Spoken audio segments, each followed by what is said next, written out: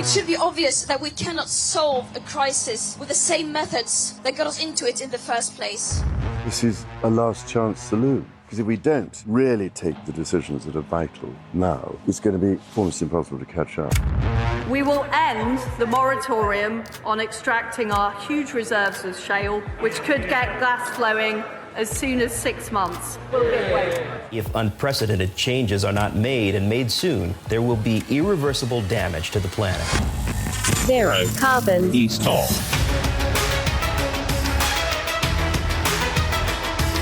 Hello and welcome to Zero Carbonista, Series 4 Fool's Gold. I'm Ian Collins and this is the UK's #1 environment-based podcast. If it's green, it's in. Now, this time last week, we were pondering what might be in that budget that wasn't a budget despite the most seismic shift in economic policy for a generation. It definitely wasn't a budget. Don't call it a budget. A few hours later, the rich got richer, the poor saved 45p a month, and the environment wasn't even mentioned. Let's speak to our correspondent for incredulity. He's the green entrepreneur and environmentalist Dale Vince. Dale, morning. Yeah, morning. I was incredulous. You missed out the fact that the pound tanked to its lowest level, I don't know, in 4 decades or something. Yeah, wasn't good. Government bonds went up in cost. The cost of borrowing went up. 1,000 mortgages were pulled from the shelves of banks and mortgage companies because they just don't know what's going to happen next to Bank of England rates, which are surely going up, driving inflation. Imports got more expensive because of the value of the pound. I mean, it's a clusterfuck of a not budget, right? So you didn't like it?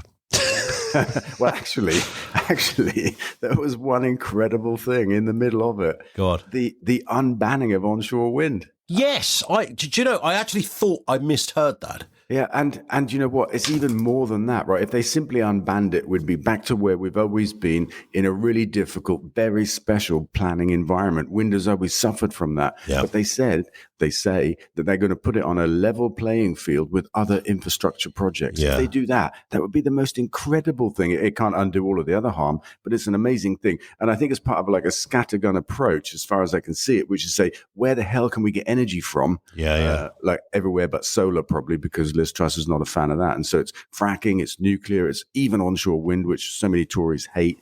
And there we go. Yeah, I'm still not sure the fracking thing's ever going to happen, to be honest. But that's a whole other story. What I found interesting, and a few people picked up on the radio show this week, she hasn't abandoned net zero. All this clamouring for get rid of green taxes, none of that has happened. So is she playing two games here? So she wants the likes of, the kind of archetypal right-wing Tory, the Rees-Moggs, to go, yes, we don't buy into all this green shit. But actually underneath it all, she's not. I mean, because the easiest thing for her to do was go, yeah, net zero, because everyone who's on that side says this net zero thing is ridiculous. And that's remained. That's been there throughout. So some people reluctantly are saying, do we give her a break here? Or solely on this point? No, right? Because that's the end of that. Net zero is a legal obligation that we have. And we've made international commitments along with most of the world, actually, to do this. And we would be a pariah state right now, something that even Trump didn't manage to pull off if we were to abandon net zero. Yeah. That would just be incredible. So I don't think we should give her credit for that, except for credit for not being as completely batshit crazy as maybe we think she is based on last Friday's mini not budget, right? Yeah. So we had her at 9.9 on the batshit crazyometer, but maybe she's 9.1. Maybe. I'm going for 9.89. Right, okay. So, yeah, well, the proof will be in, what happens in the coming year, I guess, in that respect. So let's move to the fracking thing then. My theory, which may be right or not, that this is just going to be kicked into the long grass. Well, it's really interesting because when she was campaigning to be leader, she said that she would bring back fracking where local people wanted it, right? And that looked like the most massive caveat in the world, which undone the idea of bringing back fracking because people don't want it. People have never wanted it, and that's why it never happened despite the best efforts of Cameron and Osborne.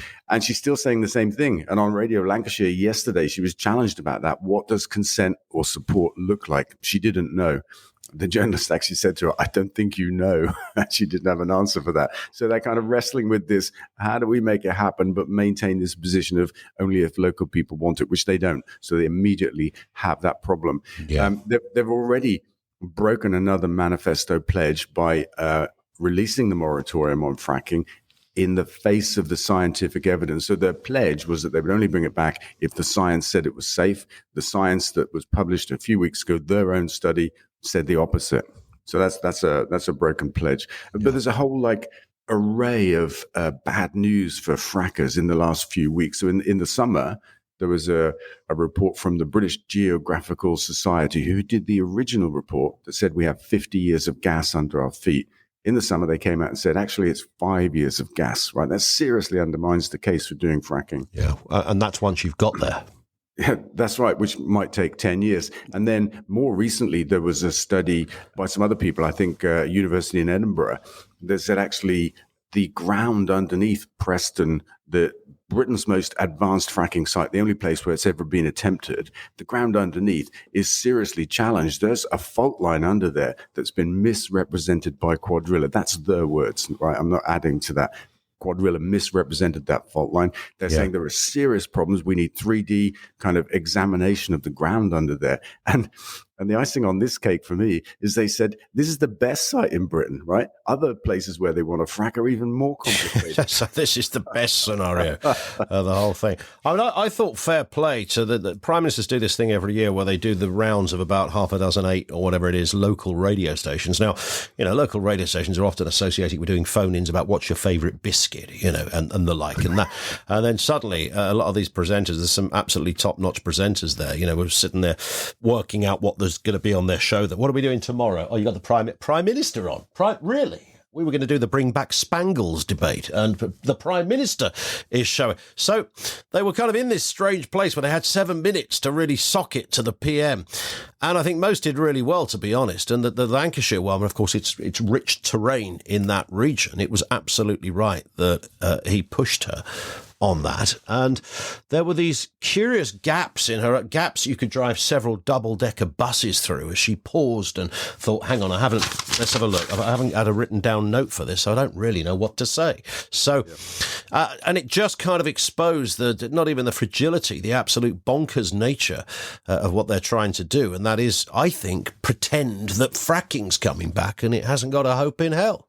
Well, I hope it's a pretense. But the other piece of bad news for fracking out of this whole array of pieces of bad news was about a week or two ago. The founder of Quadrilla wrote an open letter to Liz Truss and said, I'm a fan of fracking, but it's not going to work in Britain. That's right. The geology is really challenging. And in the US, where they have better geology, they also don't have population centers where it needs to be fracked. It's a completely different kettle of fish. He said he doesn't see it working in Britain. Yeah. Wow. Founder of Quadrilla. Yeah. And when he speaks, on this, the earth trembles. The earth literally does. The only time it will as well, I sense.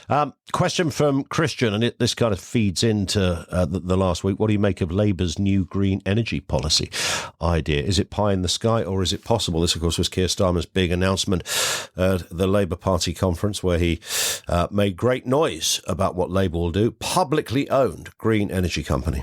Yeah, it's a great policy. It's definitely not pie in the sky. It's so very doable. We've been arguing for a long time that renewable energy infrastructure should be in public ownership. We're not talking about nationalization here. We're talking about what we need to build next, which is another 50% on the grid. Put it into public ownership so that the benefits of that come back to the public instead of to foreign companies, which is what's happening now. It makes perfect sense to do that. Here's an interesting thing, right? You look at the 45 billion that Liz Truss is going to borrow in order to give money to rich people from last Friday. If instead that 45 billion had been borrowed and invested in renewable energy, we could build that 50% missing green electricity on the grid in public ownership. We could create thousands, tens of thousands of jobs and tax revenue and real economic growth for the same sum of money that we're just giving to rich people. So Labour's certainly stolen a march on that one. Tying into this, Hannah on Facebook says, are you going to the Conservative Party conference this year? I am. Please don't come back with bad ideas, she said. Firstly, what's going on? Why are you going to the Conservative Party conference? I'm not really sure, but I went there last year. I think I was curious to see, what happened in that world. Con-curious. Yeah, curious, and it's an alien environment, right? I didn't help myself because I had this like snow camouflage tracksuit on top and bottom. I had a wardrobe malfunction coming back from football, That's all I had. And so everybody stared at me, which made me feel more not really incognito there, were you, Dale? It didn't help. Well spotted. The man from the Green Energy Company. There he is over there in his polar bear outfit, but not real polar bear. They'd already tried to keep me out when they saw my name on I remember. Yeah, I remember. So this year, we got together with The Express, and I'm officially a journalist now. I've got a press card. Fantastic. Right? And I've been accepted into the conference as a member of the press. So I'm going to get into those press briefings. Yeah. And ask the important questions if I can. And if nothing else, it's always a good piss up in the evening at those things. So there is, every cloud and all that. Alcohol's one thing, but the company you keep when you're drinking is that's quite. I just had this idea of you, and fast forward to 4 a.m. There's you and Rees Mogg sitting there in a bar thrashing it out. It will work, Mr. Dale. Ed Miliband had a lovely line in his speech at the Labour conference. I was watching it. He said that Rees Mogg is the right person to be energy minister in the 1820s, but not in the 2020s. Yeah, that works. Let's move to this. Most UK adults back urgent protection for nature. Doesn't surprise me we see that, but we just don't really see the government acting on that. Yeah, that's true. And in fact, what the government are proposing now has got the whole world of nature bodies up in arms and mobilizing to fight them. You know, the removal of something like 570 different environment policies that we inherited from the EU that the government are talking about ripping up now. And the scrapping of the environment land management scheme as well, which helps farmers, bring nature back. There's a whole array of things that they're up in arms against, which Liz Truss seems set to do. Here's the thing, right? We are a nation of animal lovers and of nature lovers, but I think there is a disconnect for people that eat meat and dairy and don't realize that the meat and dairy industry is driving nature to extinction in our country because it takes up so much land. It takes that land from nature. And if we could make that connection, then we could harness this passion. Some 80% of people think nature is under threat. I'm like, yeah, that's your diet, right? If we could make that clear to them, maybe we could do something more. Are there any politicians, even in the Labour Party, making that point? No. And there needs to be. I think there does. Headline I saw this week, there's been a big hurricane, of course, in the States, curiously called Hurricane Ian, which doesn't sound particularly menacing, does it? I mean, I know they do this alphabetically in a random way, apparently. But yeah, if you want to kind of define the ferociousness of bad weather, don't call it Ian, for goodness sake. But what I'm wondering here, as you say that, is how bad are things going to be when they get to Hurricane Vince? That's what I want to know. Well, that's going to be a beauty, isn't it? It's going to be bad by then. That will be bad. End of the alphabet. Climate change has added 10% extra rainfall, we understand, to that. Because the hurricane is one thing, the fallout afterwards and the flooding, it's bad. It's always bad when that happens, regardless of why. But it doesn't help that climate change, it's reckoned, has added 10, which is massive, 10% extra to the rainfall there. Yeah, and that's the science, isn't it? That climate change, the climate crisis is making these storm events more frequent and more extreme. And we can see that, in all of the bonkers weather that we keep having. So, I mean, there's nothing new here, except that somebody's done some calculating and said, well, we think it's probably added 10%. Question from Ben on Twitter. This is back to football now. Can you ever truly kick gambling out of your club? Can you stop accepting league money? This, of course, is, I'm assuming, tied in with clubs, FA affiliated, league affiliated. You have to wear the banner. Is that right? Yeah, this is the thing. So Sky Bet are sponsors of the EFL. And the EFL distributes money to all clubs in the leagues from sponsors, from TV rights as well, and money from the Premier League as well. So it's kind of in the mix. And in return, we're obliged to stick Sky Bet boards around our ground. I think that's about all we have to do, and it is all that we do. Yeah. But we also put anti-gambling ads on our pitch side boards as well. Yeah, sure. So we try to create a little bit of balance there. But I think we can kick it out of football. I think it's a choice that we have to make. At the Labour conference, EFL chair Rick Parry, I'm told, said that, look, the sum of money at stake is just 60 million quid. We could replace that. I mean, the Premier League could replace that with a click of their fingers, right? True. But we don't need to rely on them. We just have to choose better sponsors. Formula One did it with tobacco. They were forced to do it, but they did it. And it was that was seen as unthinkable. We all remember the JPS car. It was incredible to look at. Beautiful, but it's curious looking back that was the synergy they had with sponsorships. Just give us an overview of Forest Green at the moment. Been a tricky couple of weeks. Yeah, I would say so. We've been hit by injuries to some key players. Obviously, we've got a new coach. We're going to have a new director of football soon because that's another drama that we've just experienced this week. And it is what it is. We're only 9 games in. And I think we're just a couple of points away from, probably 4 points away from mid-table, something like that, in the relegation zone. Some fans are upset. Some fans are worried. I'm neither of those things. Good. It's 9 games in. Yeah. Well, some bloke from Watford just got fired. If you need some more personnel. He did. I know. I saw it. Bless him, right? He gave it a go. And if it had been successful, his gamble, right, he could have been a Premier League manager next season. But yeah, it's interesting. I mean, we're not going to get into specifically that, but I'm not sure his track record was, necessarily firing territory, but somebody thought it was. But well, yeah. I mean, I think they were like 10th in the league when they sacked him. Yeah, I think 1 loss. Yeah. Oh, wow. But from their perspective, though, they want to bounce straight back. And actually being on the edge of the playoffs is not good enough. Yeah. Let's talk about Bitcoin. I'm deeply unfamiliar with Bitcoin, digital currency, how it all works. But the headline, Bitcoin impact bigger than gold mining. And this is, of course, what it takes environmentally to, I think the phrase is, to mine Bitcoin. Is that about right? Yeah, it is mining. It's a weird thing. It's digital mining. And I don't understand what Bitcoin gets from it, but they do give Bitcoin to the miners who consume vast amounts of energy in the process. And if you look at the footprint of miners and the countries they're in and the grid composition of the countries they're in, then you're talking about maybe 25, 30% renewable energy being used and the rest is coal. So they're mining online, right? Yeah, using big, powerful servers. And I don't know what these servers are doing. But well, yeah, you'd think if you're looking for something, why does that take more energy to find your Bitcoin than it does when you go to your OnlyFans website? And what did Bitcoin get from it, having all these miners expend all this? Yeah. So you've got these huge fans and incredible powerhouse warehouses full of kit that are firing away to get the Bitcoin out.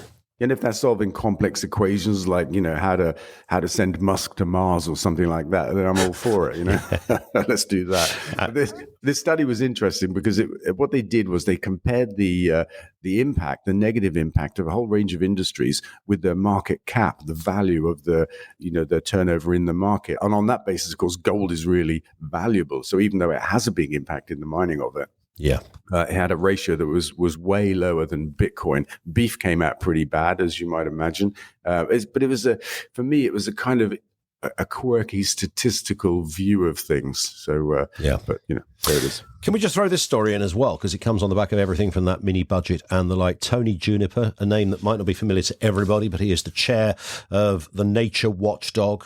He's issued a veiled warning over new government policies. He says to Liz Truss, even bankers need to eat, drink and inhale clean air. I thought it was a rather clever point to make, really. Yeah, it's not bad, is it? It's not bad. Well, you can say what you like about the banker. You can give them whatever breaks you want, but, they're also living on the same planet. Well, I won't go that Well, in theory. Yeah, physically. Yeah, absolutely. But yeah, there was a decent point. And then underneath of that, there was a whole list of things that, like I said, the whole nature protection movement really are gearing up to fight the government over. Yeah. A whole bunch of tearing up of regulations and this and the other, which is all part of this small state kind of approach that Truss and Kwarteng have. Somebody said to me, somebody called him this morning when he was speaking to me Quasimodo. I thought that was quite funny. There's been Kamikaze is another one that keeps cropping up as well. There's some Quasi Kwarteng. That's right. There's some beauties out there. Final one to finish on, very relevant. This is the eve we record this on of big price rises. Tomorrow is October the 1st. Energy companies urging their customers to get their meter readings in for obvious reasoning. Nick on Facebook, with all that in mind, says, do you reckon the UK will face energy rationing this winter? Yeah, it's a good question. There's a possibility, and the National Grid are kind of gearing up for that. But that's their responsibility to model the worst case scenarios and be ready for them. The government is saying absolutely no way. So if they're saying that, then I'd tend to think there probably is a chance. But I'm going to say, actually, I don't think so. There isn't a shortage of energy in the world. There won't be a shortage, I don't think, in this country. I think it's just one of those extreme scenarios that has to be accounted for. And then when the news breaks that National Grid are doing that, then it becomes a story that they're getting ready for this thing to happen. Good work. Dale, have a cracking weekend. We'll speak in 7 days. Nice one. See you later, Ian. That's it for this episode. Don't forget, of course, you can follow this podcast from your podcast provider so that you get each new episode automatically. Leave a review there too, and really important bit, you can follow Dale on social media, twitter.com/Dale Vince, facebook.com/Dale Vince, but also Insta and even TikTok too.